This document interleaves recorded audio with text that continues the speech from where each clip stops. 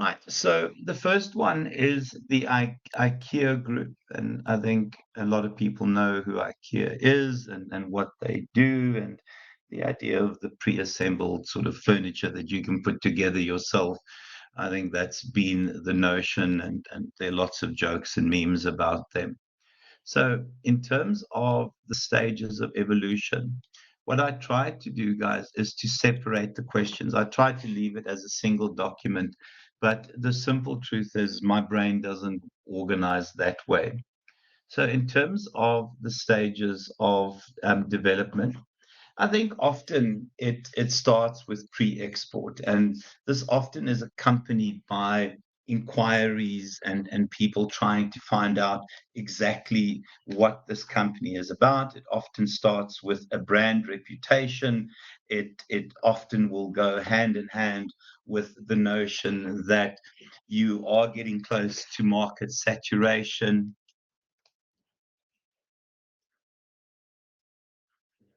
that I was getting close, that we are getting close to market saturation. So essentially, as IKEA, they needed to look elsewhere, and that's where they were at.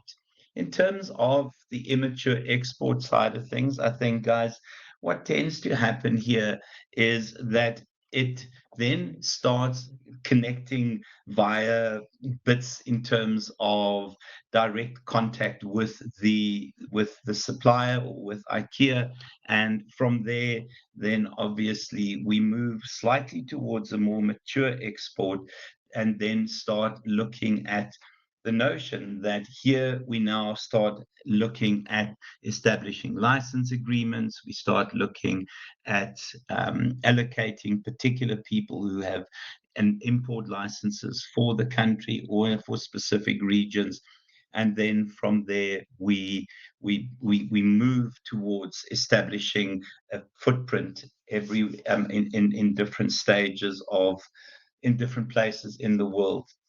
So in terms of the initial MNC, so you're not really a fully fledged MNC yet, but you're starting to move towards the idea of being able to have a footprint in a number of countries.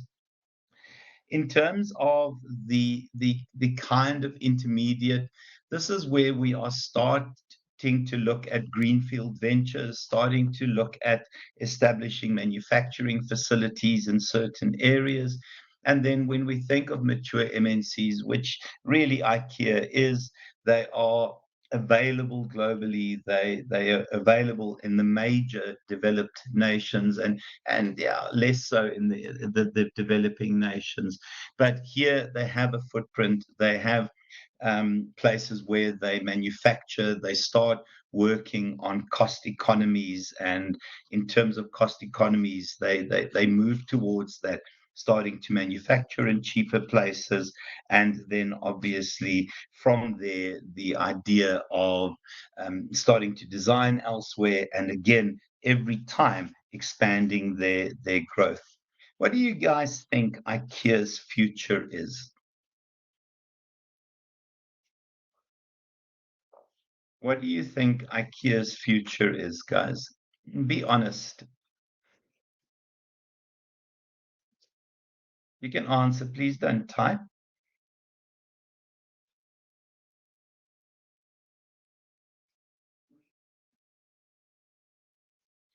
Have they got a future? Is it a powerful future?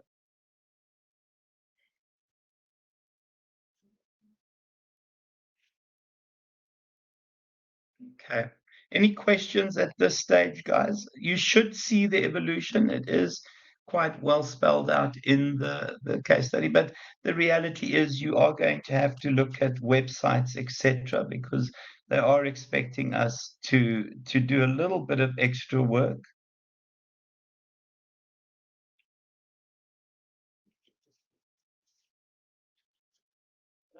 Nothing dramatic here, guys. Obviously, this is one of those questions. If we get it, we get excited, we jump up and down, and we attack it immediately. This is not one of those that we avoid. I think this is, yeah, I think this is really a fairly decent one to do. I don't see any issues with that.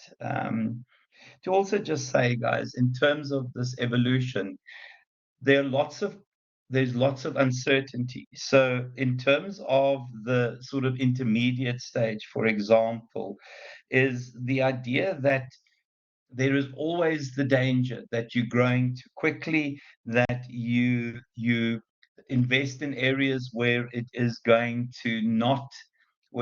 not going to succeed, because you almost build on the momentum from what had happened in terms of the initial stages. So in terms of this, you now have overseas markets, you're moving larger volumes of products. But I think, you know, what you are when you're a mature multinational is where you have the world covered essentially. And we know that there are certain countries where you're not going to operate. But I think the truth is you have manufacturing facilities everywhere. You start saving on costs and transport costs, etc. So the second one, sorry. So question one, guys, any issues with that?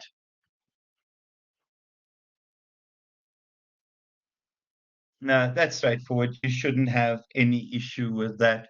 Guys, so in terms of the international competitive strategies, yeah, so when we look at the two things that we have to balance, the first thing will always be cost reduction. So it is trying to reduce our manufacturing costs. It's about, if you can't get to economies of scale, it is about minimizing our input costs. And that often will determine whether you manufacture where you're going to sell, or whether you will move to where you're going to sell. You will export and move items across. Guys, and the second one is, how much must we personalize, customize the things that we want to sell? So often there's certain things that don't make sense across a range of countries. Snow tires in South Africa wouldn't make sense whatsoever. But there are certain places where, having snow chains and snow tires is an essential part, and obviously cost reduction isn't so significant, because you have to worry about your local responsiveness. You have to worry about customizing what you have in terms of local standards. Guys, so in terms of the different options that we have, often, what have I done here?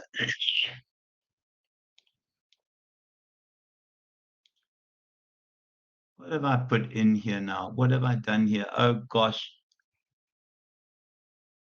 Let me just read the question because I'm lecturing without looking at the question. My apologies for this.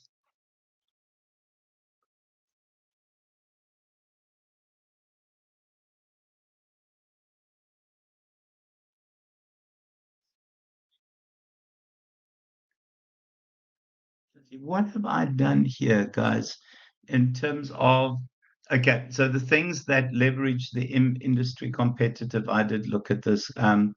Yeah, the constraints that shape the competitive strategy. So in terms of the competitive strategies based around those things, so in terms of the discussion on the things that will determine which option you follow, you can see, do we go for the location specific advantages? Do we use local labor, or do we go where we manufacture cheaper? It is about the location economies. And you'll remember we spoke about designing in America, designing in Germany, marketing in America, building in China. And I also think often there are certain benefits from being in a particular region. So if you come into South Africa, you have a platform to launch into the rest of Africa. So there are other intangibles that are not always as obvious as the cost savings that you might get, and the ability to focus on core business. And then the idea of economies of scope, where you are constantly trying to reduce the per unit price. And to do that, you have to sell vast. You have to be able to sell in a number of areas. So ideally, you might manufacture in South Africa and then export from South Africa to the rest of Africa, which gives you a large market. or it might still be cheaper to manufacture in a place like China. Guys, and then the other things that we try and do is we look at different countries. As individuals, as organizations, countries also have core competencies. And we know that China's core competency is cost innovation. We know that. We know that designing is part of Germany, etc. And then what you try and do is you try and maximize what you can get out of those economies of scale type things and the advantages in manufacturing in certain areas. And then you use those as a platform to move into different areas with the thinking all the time that we can compete on the basis of price. We can actually reduce our per unit prices all the time. Guys, and then other things that we need to be concerned about. Yeah, I think the key one there is government incentives. And when we look at government incentives, it is what do local governments do to actually make their destinations more, yeah, investor friendly. And I think that that's possibly the best term to use. If you ever watch CNN, not that people really watch CNN, you'll see a vast number of countries advertising on those 24-hour news stations, in particular CNN, making available ideas about what they have, about their resources, about their technological advancements. So it's almost using CNN as an investment forum, as a business investment forum, and trying to get people to invest on the basis of that. So government incentives will go hand in hand with giving away free land, for example. I think I would have told you guys when Heinz, the ketchup manufacturers, settled in India, they had considered South Africa. But in India, the government built them a rail system to feed the factory. They made available water, etc. And Heinz put in also significant amounts of money into infrastructure. But government gave away free land, for example. So it is, what do we do? Also use the example of Marion Hill. When Marion Hill was developing, what they did in Marion Hill is they gave away electricity connections for free, water connections for free, land for free, as long as factories would settle there. And it's that kind of push and those kinds of incentives from government that matter. Guys, so in terms of global sourcing, so here we look at the third point. Hold on a second. Right. So IKEA operates operates across countries. The importance of the ability to manage global sourcing, logistics, and transformation. Right. So again, it's fantastic to be able to get economies of scale. In terms of manufacturing, it is magic to capitalize on location economies, the core competencies, the ability to manufacture and design and get to that point of economies of scope. Global sourcing is where you actually go look for the most efficient place you can find your items, you can find your product or service. So in the auto manufacturing business, for example, components are manufactured across the globe. And we know, for example, clothing is manufactured in places, Bangladesh, etc. And it often goes hand in hand with exploitation. So you need to go and find where the best place is to buy your inputs from, to get your items from, again, based around whatever those specific regions can offer. The second one is logistics. Now, we know that in the last 15 years, logistics and logistics has got to the point that it's seen as a key source of competitive advantage. So the speed at which we can move the things that have left the factory floor to different destinations and the cost savings associated with that creates a competitive advantage. So you have integrated systems that do a lot of work. You have significant contributions from SAP in those kinds of global logistics systems. And the thinking is how quickly can we get things through the supply chain and to its destination? And it's possible, guys, to pick flowers and fruit in Cape Town tonight and have it delivered to the UK, the export flowers, a day later, and that's in normally less than 24 hours. So the turnaround time from a logistics perspective has become a key part of efficiencies and competitive advantage. And then international logistics, it is being able to get the right items at the right place, at the right outlets, within the shortest period of time, but to do so on a global scale. And I did ask you guys, and I'm sorry to harp on about it, but if you watch James May in the way they manufacture minis, what happens is those minis leave the factory floor at about a new mini every minute, and it's a mini vehicle, obviously. And within, I think, 6 hours, whatever was manufactured that day is gone. It works like a military operation. So transportation management is really the idea of moving people, animals, and goods. Now we know that we've had serious issues from the SPCA in terms of sheep being exported from South Africa. I'm not going to go through those kinds of discussions, but again, how efficiently we can maximize what we can get out of our transport options is what gives us a competitive advantage. The worst thing any manufacturer can do is to sit and have things sitting in an exit type warehouse and not getting to their destinations, because it's about insurance, it's about obsolescence, it's about being concerned that your competitors are going to get there and customers are going to be asking for an item and yours isn't there. So global transport management has become a key part of competitive advantage. Guys, any questions, comments about that one?